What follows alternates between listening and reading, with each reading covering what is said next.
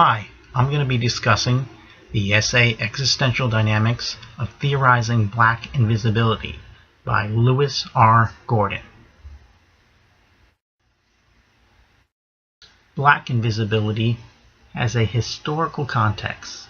W.E.B. Du Bois theorized about a double reality. Alan Locke looked at himself through the distorted perception of a social problem. Ralph Ellison seen it as a human evasion. Frantz Fanon saw it as human invading dimensions of anti-black racism. And Jean-Paul Sartre saw this as an embodying determined nature. Lewis Gordon is using the exclamation, "Hey, a Negro," as if it's a rare sighting, that this person is standing out in society in an entirely different form of species. Now, looking at the images from left to right, we see a color line, a dark to lightness. Aunt Jemima, very dark with a headscarf, had a makeover. She's more light, smiling, no headscarf. Miss Butterworth is the color of syrup within her container. And Uncle Ben, he is seen as a domestic. He is almost very similar to the Rochester character in Jack Benny's television show. And then two of the most popular NBA players, Steph Curry and Klay Thompson of the Golden State Warriors. Seeing these two people, are they white or are they black? Are they white black men? Well, looking at them, we could see that their hair may give them away, but according to Gordon, he is saying at least one drop of black blood makes them black. They have black flesh, black thoughts, and a black present. They are black. Gordon's pointing out that blackness is a form of pollution, and it contaminates. These people are contaminated, even though they may look white. Lewis Gordon uses some powerful quotes in his essay about being visible and invisible. By Ralph Ellison, he says, "I am invisible, understand, simply because people refuse to see me." Gordon also uses the quote, "Black presence is absence and white presence is presence."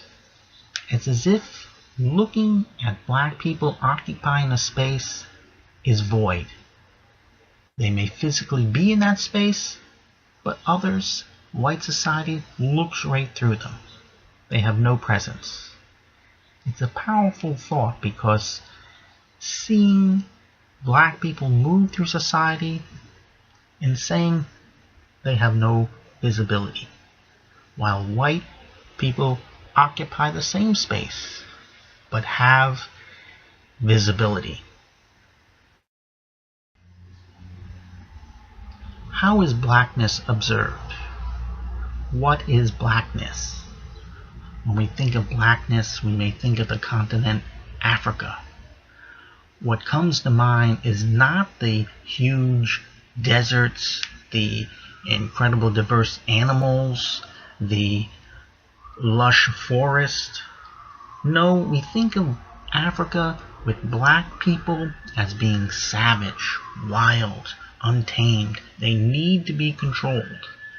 Even countries like Egypt, where their skin color is different, they're almost as thought of not being African.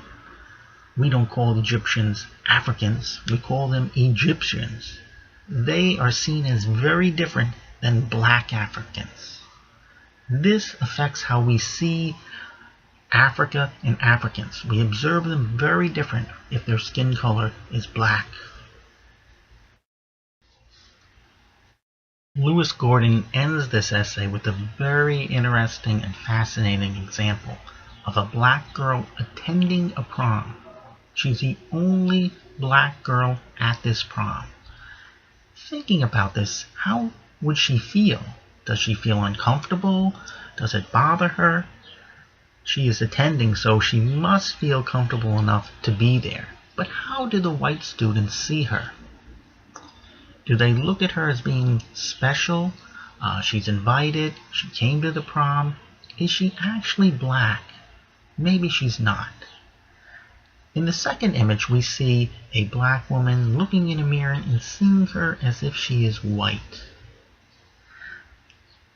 Gordon points out that this mirror image, seeing, being conscious of being seen by others, how this affects one's color, being white or black. Seeing, do the white students see her as actually being not so black but more white, even though her skin color is dark? And how does she feel about being seen at this prom?